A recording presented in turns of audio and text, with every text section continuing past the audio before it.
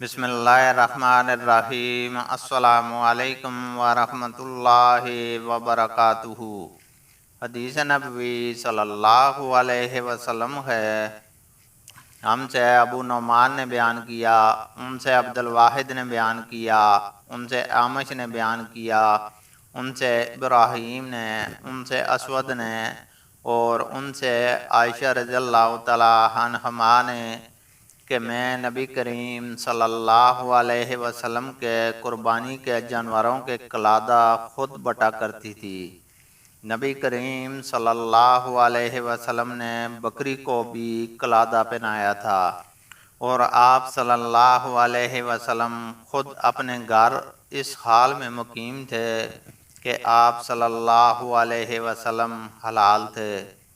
اللہ تعالیٰ سے دعا ہے کہ وہ ہمیں قرآن اور حدیث کو سننے، سمجھنے اور اس پر عمل کرنے کی توفیق عطا فرمائے، آمین۔